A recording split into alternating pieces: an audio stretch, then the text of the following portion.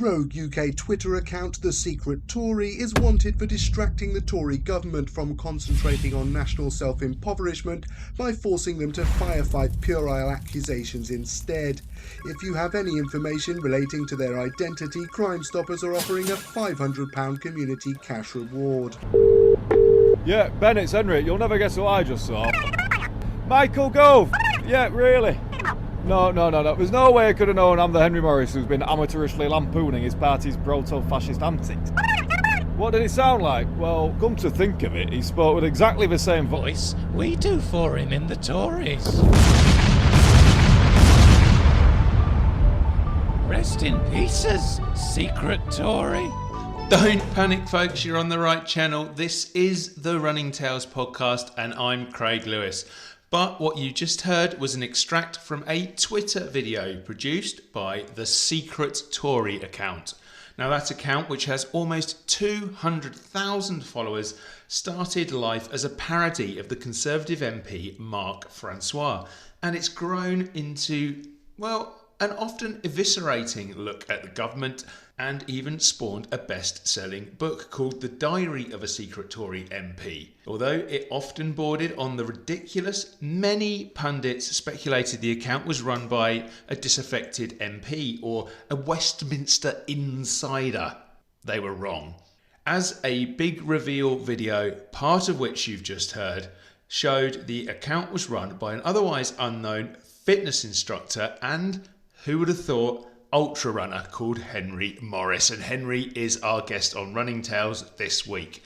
We took the chance to ask Henry what the inspiration behind the Secret Tory was, how it got so huge, and most importantly, all about his running.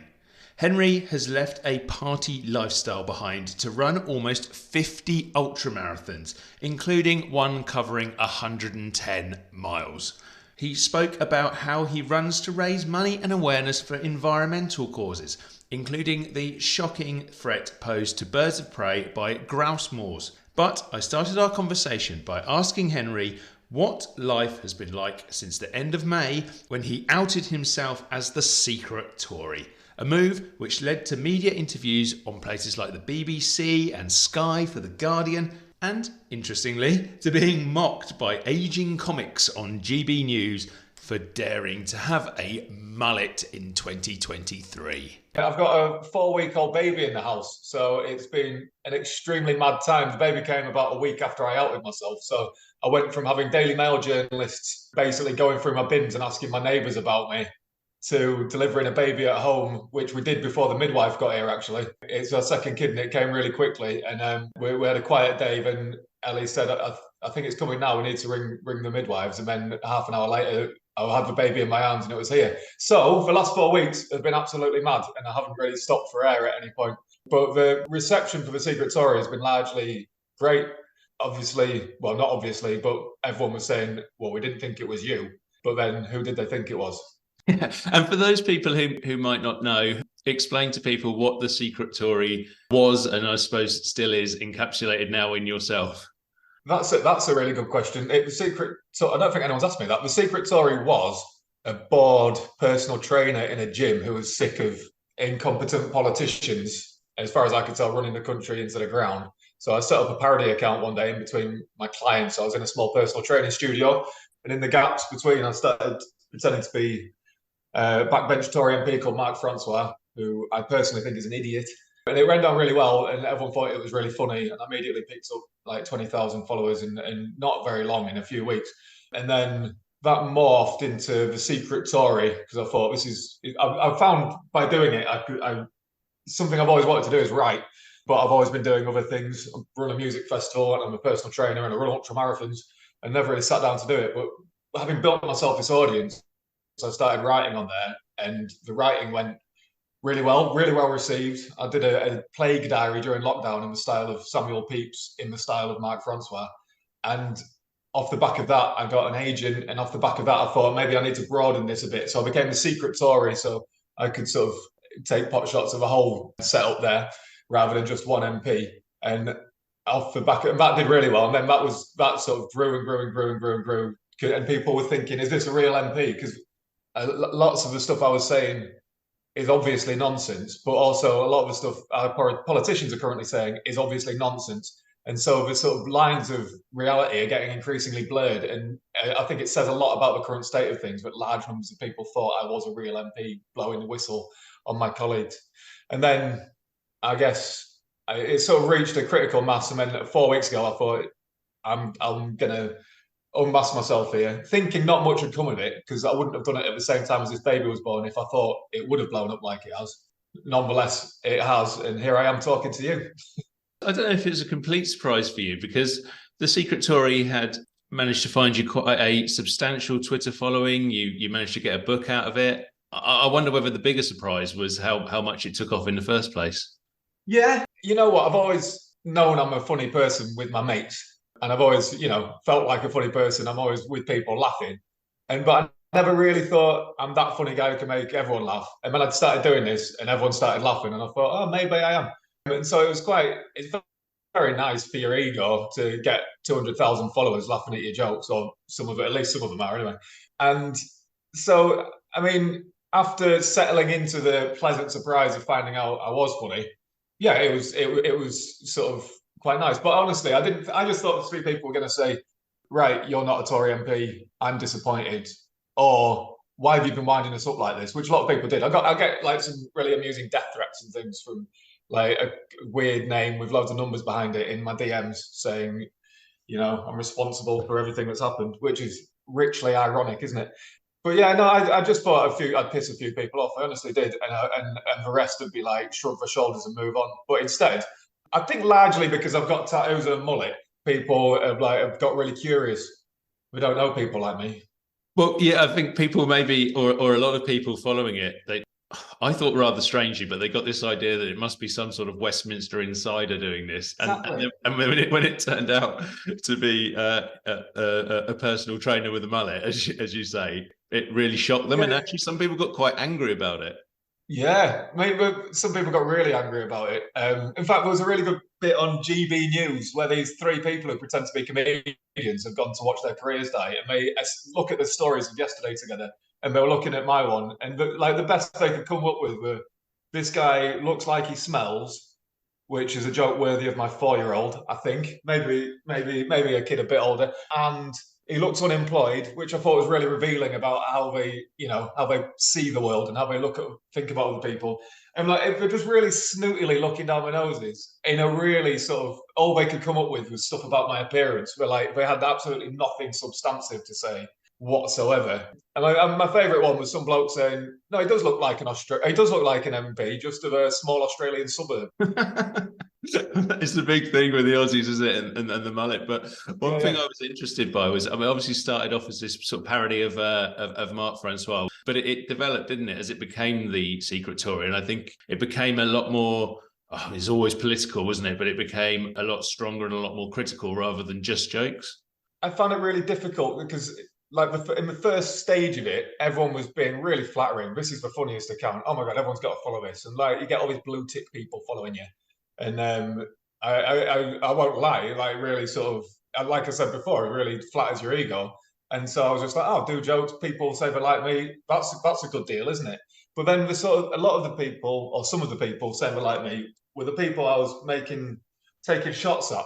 And I've said this to other people, but there's a good Chris Morris interview when he says, if you're telling jokes as like the jester and to the court, and the court are laughing along with you, then you're just a jester. What are you actually trying to achieve there? If you're not doing your job properly, if you want to just make people chuckle, then that's fine. But if you've got an objective, then sort of in the same way that I was flattered that people were laughing at me, you're flattering these MPs by giving them the attention.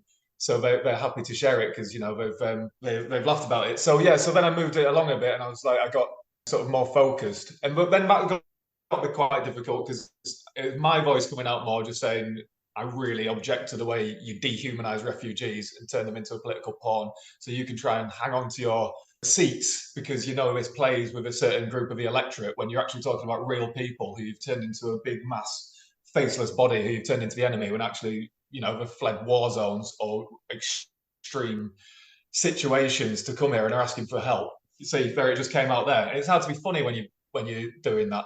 So like you've got to remember that people come to the account to be entertained and laugh, but also I want to get my thing out there and do my message. So I was having to strike that balance, and I think some days I get it right and some days I don't. When I sit, I don't have much time at the moment, so a lot of my tweets are just me being annoyed rather than being funny. It takes a little bit longer to be funny. And then you mentioned there about that objective that you had. I mean, what was that objective? Just to get the message out there and hope other people. I had an objective, and I did an interview with the Guardian, and the sub editor had a really nice time pulling out a line I said slightly out of context, saying my sole objective is to destroy the Tories. That's not my sole objective. My sole objective is to try and make the world a better place. And one of those things in the way of that at the moment, I think, is the Tories. But yeah, I never sat down and sort of brainstormed and thought, what is my objective here? I'm not that organised a person.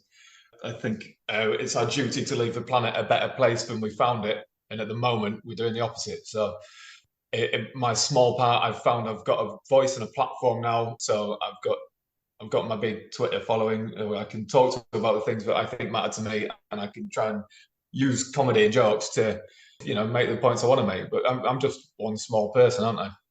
I know that one of the issues there's a lot of issues that you sort of raised on the Twitter feed, but one of the big things that you're interested in is in environmental subjects and so on.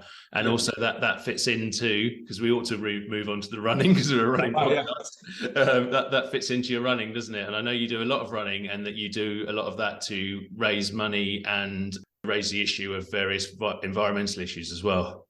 The last big long run I did was before lockdown.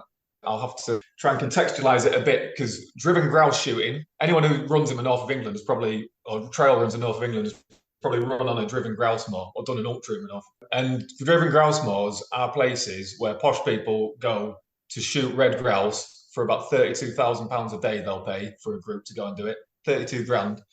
It's huge amounts of money involved. It's like the Spectator called it a screamingly elitist pastime, and to sustain the high densities of red grouse on those moorlands, you kill all the other animals there, basically, all the competing predators. So birds of prey, hen harriers, buzzards, red kites, vermin they call it, or I like to call them mammals, so stoats and foxes and weasels and things like that. So you just create this perfect ground for ground nesting birds. So so it's basically this sort of killing field in every sense. They kill everything that comes near it to protect the red grouse, and then people pay to come and kill things on it. On top of which, they burn the grouse more, destroying carbon sequestration. These peat bogs up there, which if you've ever run through one, is incredibly difficult to run through, retain huge amounts of carbon. I think we've got a fifth of the world's peat in our country, in the UK, and I can't do the stat off the top of my head, but I think it's equivalent to our entire sort of carbon output for a year, and sort of a fraction of that. So it's amazing stuff. And so this bird called the hen harrier, which is functionally extinct in England because they've killed so many of them, the conservationists put trackers on them to locate where they die, because they always die on grouse moors. 72% of satellite tagged hen harriers die on or near driven grouse moors, and the grouse interests deny they're anything to do with it, and the government's own data clearly states it's clear there's a link and there's something going on. So to draw attention to this, I'm getting there. Before lockdown, I ran between all the known locations of hen harriers on the satellite data across grouse moors across the country. So I did 250k on the grouse moors over the uplands from the Forest of Bowland across to the Nidderdale area of outstanding natural beauty, or raptor black hole, depending on how you want to look at it. Have you always been into running, and has that always been something which you've used to boost causes as you've gone along? I haven't always been into running. I used to be into partying and drinking drugs and just going at it really hard. Then in sort of my late 20s, I was overweight, and I thought I shouldn't be like this. So I went for a run one day, and I barely managed a mile. I don't think I did manage a mile, and I sat on my sofa at the end of it, like feeling nauseous all afternoon. And then the next day, I thought either that's what I'm going to be like, or I'm going to do something about it. I just managed to run an extra 100 meters past whatever I'd done the day before. Felt exactly the same, but I just kept going out and making myself do it. And there was this route I had my eye on, which is about 3.5 miles, which just seemed to me impossible. It seemed completely impossible off the back of these first initial miles where I couldn't do them. But in 4 weeks, I managed to drag myself around it, puffing and panting, and like still like snot running down my face and all that stuff. But I did it, and I was like, I thought this was impossible, and I've done that. What can I do next? So got up to 5 miles, got up to 10 miles. Thought, well, marathons. I thought the first few were impossible, so maybe I could do a marathon. So I signed up for a marathon. In the meantime, my brother was dabbling with ultras, and he's like, "Oh, there's this ultra near me. Why don't you come and do that if you're training for a marathon? It'd be good practice to run further than a marathon for your marathon." So I did that 33-mile Marlborough Down challenge, dragged myself around that in 7 hours or something horrible. And then I was like, wow, I've just run 33 miles. And so the marathon, I lost interest in straight away. And I was like, what can I do next? There's this race called the Hardmoors 110 on Cleveland Way, run by John Steele, an amazing event. And I was reading blogs about it. And then I was like, that definitely sounds impossible. So I had a stab at it. I signed up for it. And we're about sort of 3 years into my running now. I signed up for it. And I managed like 50 miles on the first go, pulled out at Saltburn halfway around. And then I was like, oh, I'm going to have another go, and did it again. Got to Whitby, got to 72 miles, pulled out again. And then I'm still going to have another go at it because I got to 72 this time. And then did it again and did the full 110. And at that point, I was like, wow, this is... And all of it, I was just framing it in my mind like that first mile. I couldn't get beyond that first mile, but I did it. And so everything had seemed impossible beyond that. And here I was 4 years later running 110 miles. This is a really odd question, but did you just instantly enjoy it? And was it also part of getting out into that countryside that you love so much that was driving you on, particularly with ultra runs? I enjoy life. I mean, the first ultra of the Marlborough Downs Challenge, I vividly remember how horrible it was. But I guess I love the feeling afterwards. We all know that, don't we? We all finished the race. The race is horrible. We finished the race, feel great. Say we're never doing it again. Sign up for the next one, like 12 hours or 12 days later, depending on who you are. I don't know. I think like the partying hard stuff, like I was very good at staying up all night, going at it. And it was just transferring that energy into running. And it's not a news story, is it? People with addictive personalities moving from sashaying from one thing into the other. And so, yeah, I've got all that energy. So just redirecting it to there. I love being outside. I love wildlife. I love the landscape. I love looking at old things because my dad's an archaeologist. So I've got a good eye for, there's a Bronze Age barrow. There's an old church. You can see all the stuff out there, the topography of the landscape, then all the wildlife. There's just so much to do and see and think about out there, on top of which you're pushing yourself to your limit, trying to run 50 miles or 110 miles or whatever it is you're doing that day. So yeah, it's just great, isn't it? No, well, it is. Yeah, I think we all find that strange sort of masochism in some of the longer distances that we end up really enjoying afterwards. And I'm guessing also a little bit like the Secret Tory, it's been able to give you this platform to talk about all the things that you want to talk about. Yeah, it's great, isn't it? I feel really lucky. I've always said from the start, because I was never an athlete. I was terrible at sport at school. I've just got a human body. I believe everyone can run an ultra marathon if they want to. It's not to do with whether you're a gifted athlete or not. It's to do with whether you've got the mindset or the willingness to do it. And so I've trained so many people over the years, and every single one of them was like, this seems impossible. Before that first race, they're like, they don't know if they can do it. And everyone always does it if you're in the mindset of doing it. And I'll say this to anyone, like if you come to me morbidly obese or you're completely lacking in self-confidence or something, everyone can do it. Some people, it'll take longer to get there than others, but the body itself is capable of running an ultra marathon. And everyone, if it's like fully functioning, everyone is capable of doing that. It's all in your mind and in your head. And doing that first ultra marathon completely unlocked something in me, that first 110 miles, because it seemed so impossible. And ever since then, everything seemed really, like, it's made everything easier since then. I've run my own business. I run a music festival with my wife, done this Twitter account which got 200,000 people following it.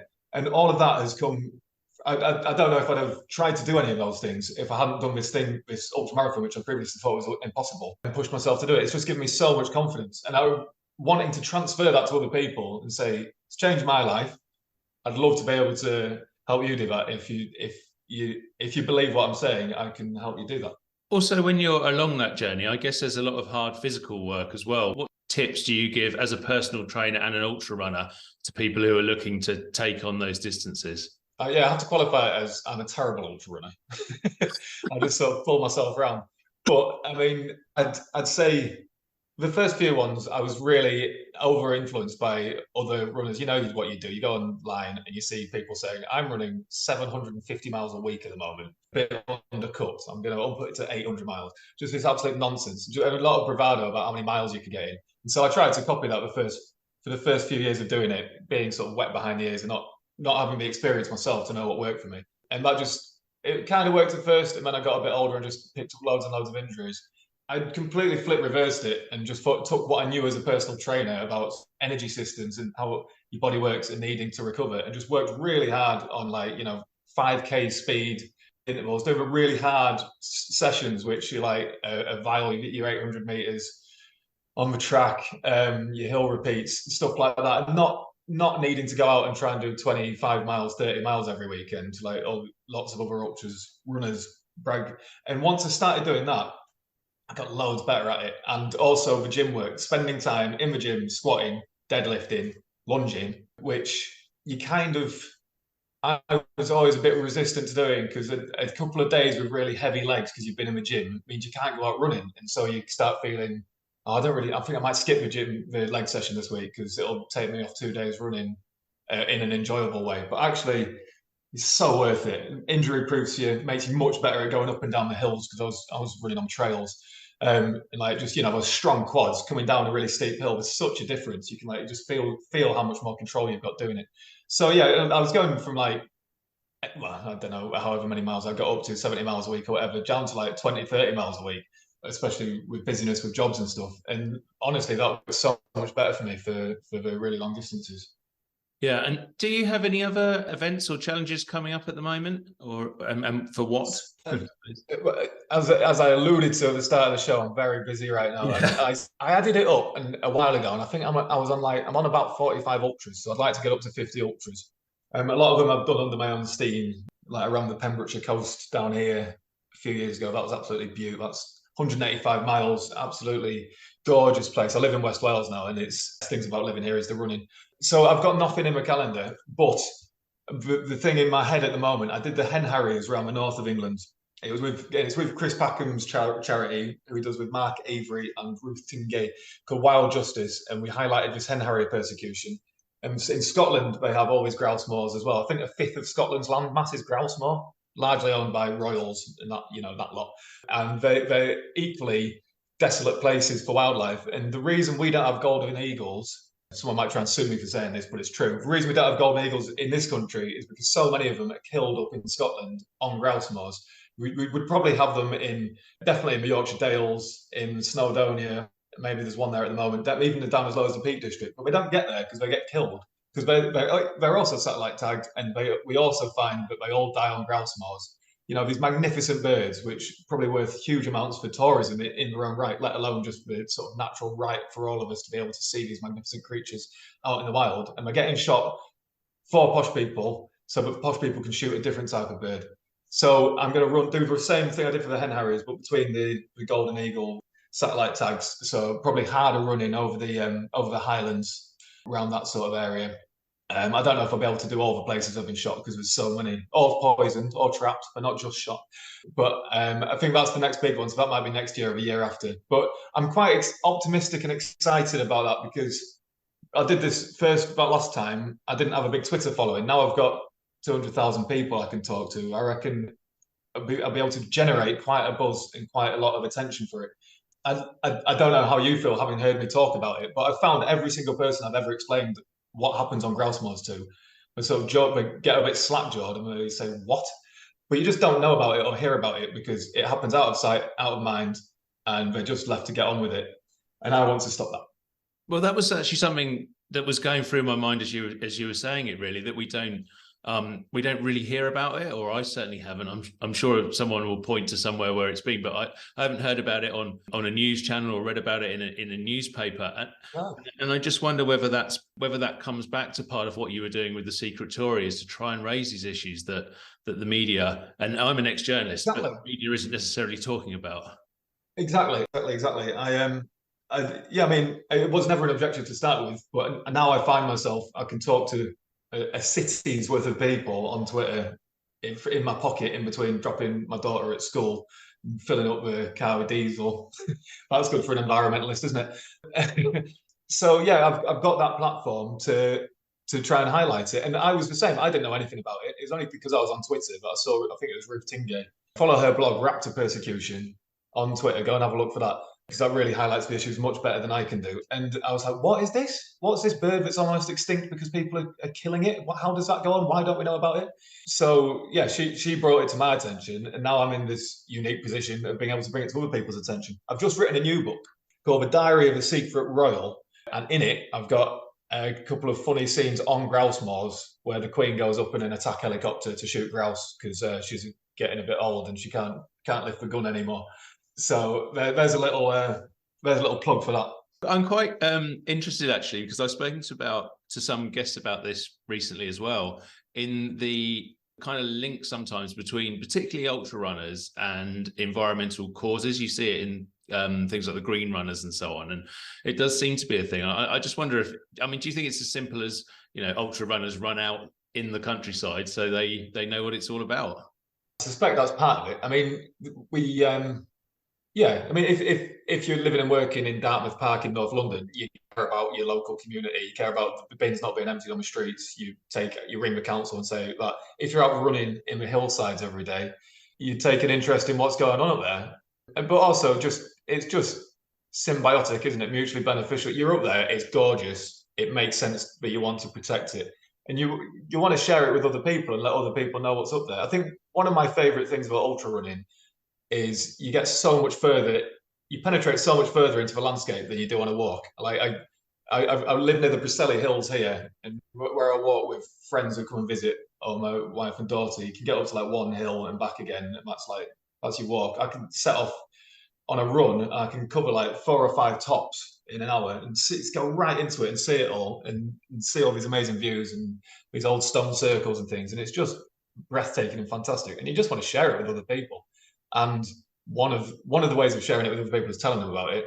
Another is to tell them to go out running, and another is to sort of try and preserve the landscape for future people. Because if we're going to live on a planet that's been scoured away by flooding and ravaged by droughts in the summer, there's going to be a lot less nice landscape for us to go and look at. Just finally, what's the future for the Twitter account now? Is it going to be more of you? Are we going to see the secret diary of a Labour MP in another year when they maybe get elected? Well, if they're as corrupt and venal as this lot, yes. I mean, I've just done my diary of the Secret Royal. I think this is the first time I've ever talked to anyone about it. But the future of the Twitter account's a good question. My dad messaged the other day saying something about I like the way. He was sort of suggesting there was a new character on the Twitter account, which I was pretending to be, but I think it's just me on there. It just he doesn't know that much about me. I don't know. I definitely want to kind of work this angle of everyone being obsessed. I mean, I've talked about it more than because I'm on the podcast talking about my mullet, but everyone seems to be obsessed with it. So, I mean, working this angle of looking like a redneck who smells, according to GB News, might be the way to go. But yeah, I mean, let's see what the future holds. I honestly, there's a lot of nappies at the moment. There's a music festival to organise, and there's runs to be getting out on in my spare time. So actually strategizing my Twitter account's direction isn't quite high up the priority list, sadly. Well, I think we'll all be looking to see what comes next there, and I wish you best of luck with it, but also best of luck with getting out there and doing some more trail running and some more ultra running when time allows it. So, Henry, thank you so much. Thank you so much for joining me today on the Running Tales podcast. Thank you so much. Thank you. Thanks again to Henry Morris for joining us today on the Running Tales podcast. I really hope you enjoyed Henry's story as much as I did. Something a little bit different, but plenty of running involved along the way. If you did enjoy it, please head over to wherever you listen to our podcast and give us a 5-star rating and a review. It's so important for us to keep growing this podcast, and it helps other people find interesting stories like that of Henry Morris. Now, we're just going to leave you today with a little bit more, in fact, all of that big Secret Tory reveal video. The voices you hear along the way are Henry Morris, Jacob Rees-Mogg, and Michael Gove. See you next week. The Tories.